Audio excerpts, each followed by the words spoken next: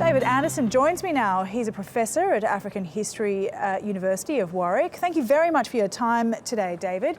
Now, a number of key witnesses in this case have changed their statements. Why is that? And what are some of the other challenges that prosecutors have had to face in this case? Well, this case has dominated Kenya's politics now for 4 years. It dominated the election campaign of 2013, and since the current government came to power, it's been the key issue governing the country's external relations. So you can't really emphasize too greatly how significant it has been. But the case has been fraught with serious controversy. Many of the witnesses who initially came forward and said they would give evidence have subsequently changed their minds. There have been rumours that witnesses have been interfered with, rumours even of witnesses being bribed. Now, none of this has been substantiated, but it remains a very controversial subject. And it's quite clear that whatever verdict comes today, it'll be front page news in Kenya. Yeah, as you said, this case has dominated Kenya for some time. It's being watched closely by many people in the country, and a high-profile campaign has been set up against the ICC. How do most Kenyans view the ICC?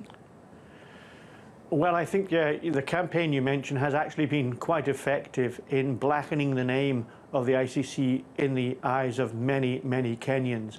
The government, I think, has very cleverly played the card of Kenyan patriotism and has argued that Kenyans should be left to solve their own problems and not have the judgments of an international court inflicted upon them. Now, in saying that, the Kenyan government has made promises that it will itself investigate the violence. It's largely failed to do this. There have been more than 20 different legal cases brought to the courts, but they've all been brought by private individuals who've sought redress for violence committed against them or their property. The state hasn't actually been able to enact any serious process. They did set up a Truth Commission, but that Truth Commission didn't look seriously at the electoral violence of 2008. So the government's huffed and puffed about this and has managed to create quite a smokescreen through which the ICC has been very much seen as the villain of the peace, and Kenya's accused individuals have appeared as local heroes.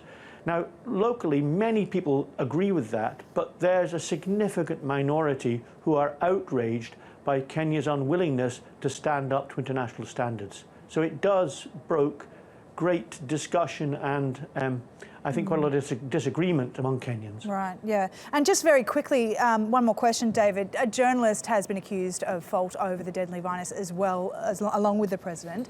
Under what circumstances, yes, and what are the consequences that he could face? Well, Sang, of course, is a broadcast journalist. He was working for a radio station which broadcasts in a local vernacular language, and he is accused of having made broadcasts in that language that were incitements to violence. Now, again, this is quite controversial. Much of it hinges upon how you interpret what he said, how you take proverbs to be interpreted, how you think local nuanced sayings should be read. So his case is particularly difficult and has also generated a great deal of interest among local media groups, some of whom defend him, others of whom criticize him enormously. So he too has been a very controversial figure, and I think even the media community in Kenya will be very divided about this verdict. Okay, David, thank you very much for your time. David Anderson there.